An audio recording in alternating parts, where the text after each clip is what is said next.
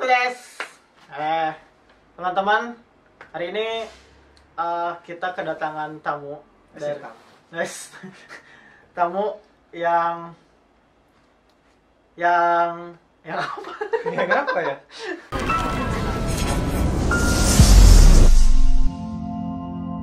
Jauh-jauh dari Chiba datang ke Tokyo, guys. Cuman untuk buat podcast ini. Oke, ini dengan Mas Abimanyu. Mas Abimanyu. Mas Abimanyu ini peserta Ya. dari program EPA.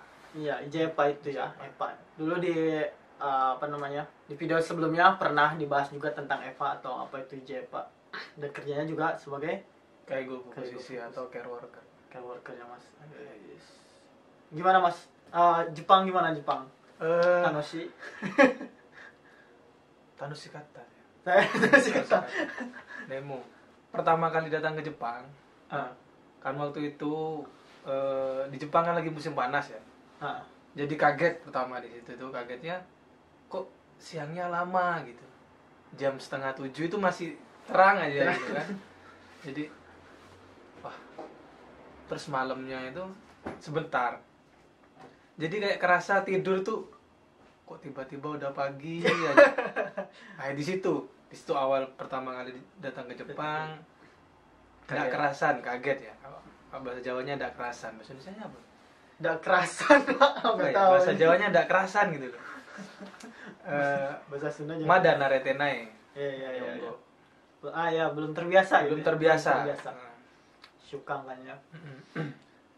Terus satu lagi dari makanan juga. Nah, dari makanan tuh di sini hampir tidak ada pedas makanan tuh di sini tuh. Meskipun orang Jepang bilang pedas, tapi buat kita lidah orang Indonesia itu nggak ada pedas sama sekali. Tuh. Nggak ada pedas. Nggak ada pedas sama sekali. Padahal suka pedas.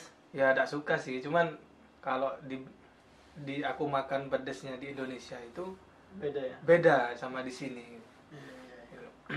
Padahal biasanya kalau di makanan Jepang itu apa ichibangkara gitu ya, yang paling ichibangkara, yang paling pedas gitu. Padahal pas dimakan biasa aja. Ya, itu juga bisa. Itu juga. Ya. Tapi kan sebelum bekerja itu ada pelatihan gitu. Ya. Pelatihan bahasa Jepang. Ya, Itu di Aichi, baca di Toyotashi. banyak mobil Toyota. Banyak mobil Toyota. Banyak, namanya bener sesuai dengan namanya. Ada pabrik Toyota juga di sana, tapi saya belum ke sana. Bagus sih di Toyotashi. Di sana selama 6 bulan itu di situ belajar bahasa Jepang, Nihongo. Ya sebelumnya udah belajar sih di Jakarta. Tapi levelnya masih, kalau dibilang tuh maksimal sampai N4 kalau di Jakarta. Tapi di sini dimaksimalkan lagi sampai N3. Tapi saya belum ikut JLPT. JLPT belum dapat N3. Doain ntar lagi ya. Korekara ya. Korekara. Terus ini kan kalau Mas Abimanyu itu dulu pelatihannya 6 bulan di Jakarta, 6 bulan di Jepang, dia Aichi itu di Toyota. Nah kan kalau saya enggak merasa ini ya, pasti merasa punya keluarga kan ya. Gimana sih itu asiknya atau ada kesan-kesan dan sedihnya selama itu? Sampai saat ini tuh di kehidupan saya sampai saat ini yang paling berkesan tuh waktu pelatihan bahasa Jepang di Jakarta dan di Jepang, tempatnya di Toyotashi. Itu yang paling berkesan. Kenapa? Dari satu sisi aku juga orang Jawa, tapi di sana bukan dari orang Jawa saja, seluruh Indonesia. Dari Makassar, dari Medan, Batak, beraneka ragam. Di sana jadi satu, tapi kita tuh seperti keluarga gitu loh. Kita tuh Indonesia, satu bangsa, satu bahasa, dan kita itu sekarang lagi bersama-sama merantau ke negeri orang, mencari rezeki untuk kehidupan di Indonesia yang lebih baik. Jadi di situ dapatnya. Pasti itu. Tiap harinya berjuang ya. Ya, tiap hari berjuang, berangkat pagi, belajar. terus pulang masih ada PR gitu. Ya itu senangnya di situ, kumpul sama teman.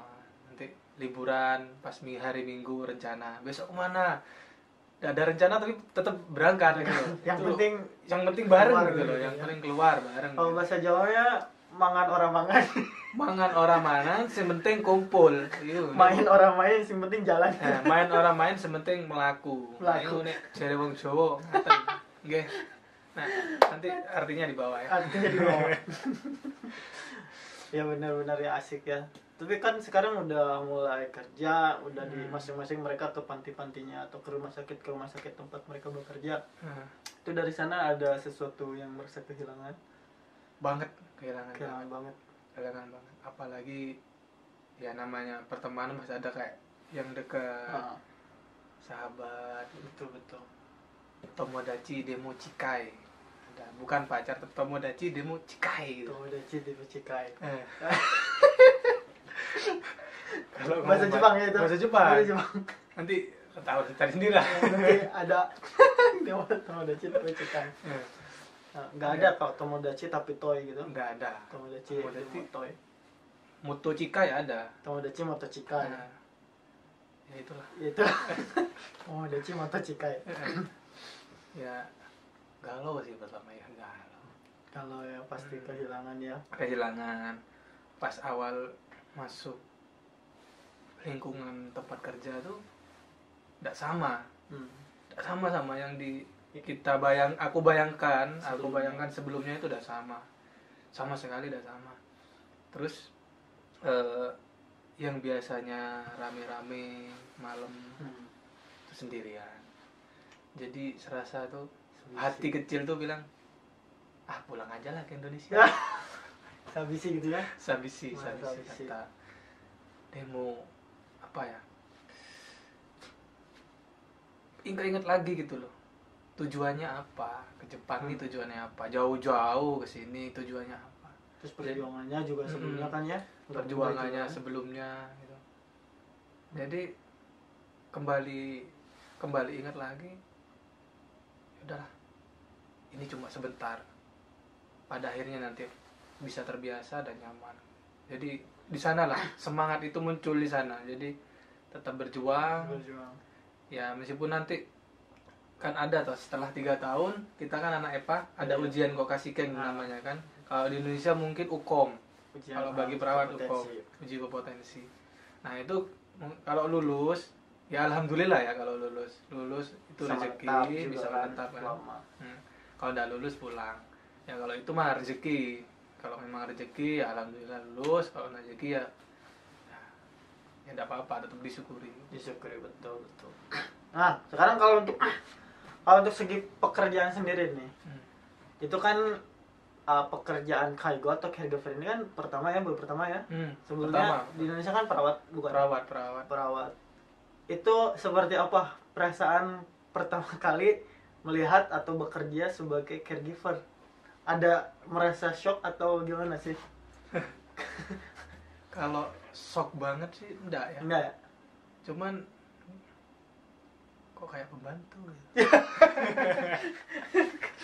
Ya namanya juga servis kan. Iya. Ya kan? Iya, itu rahasia inilah kayak gimana dalam, cuman dari segi luarnya itu kalau kita lihat di rumah sakit yang perawat pasti tahu kalau gimana perawatan total care itu seperti apa ya, kayak gitu dah pekerjaan aku di sini, kami ya anak EPA yang care worker itu kayak gitu, total care. Tapi bedanya total care-nya itu sama orang-orang lansia. Bedanya di situ. Ya. Dan orang-orang itu pun bukan total care karena sakit, karena memang udah fisiknya tidak mampu, udah tua banget. Orang-orang Jepang tuh tua-tua. 100 tahun, ya, 90. Wah. Kalau itu senam 100 tahun tahu enggak? Senam 100 tahun. Belum tahu aku. Nah, itu di Jepang itu ada sebetulnya senam 100 tahun. Makanya mereka bisa pada tua mungkin ikut senam. Mungkin senam itu. Kayaknya aku harus belajar deh buat di Indonesia nanti. Senam 100 tahun.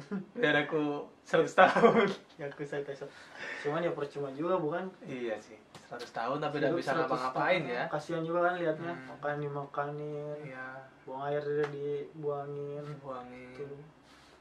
Pokoknya kasihan lah. Jadi ya mending hidup secukupnya tapi bermanfaat.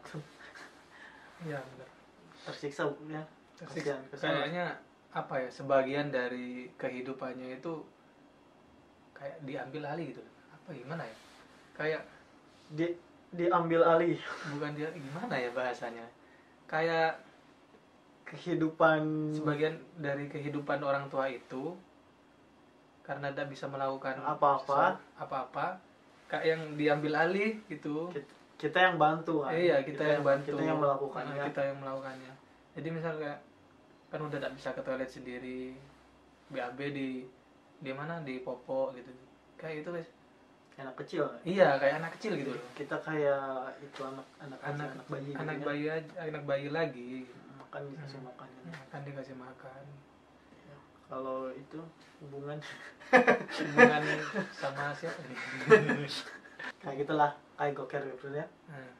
Tapi kalau sebelumnya itu dari Indonesia sebelum berangkat gitu ya kan mau kerja sebagai care worker, itu masnya sendiri udah ngerti nggak atau udah tahu belum? Ini kerjanya tuh seperti ini, nanti akan seperti itu gitu.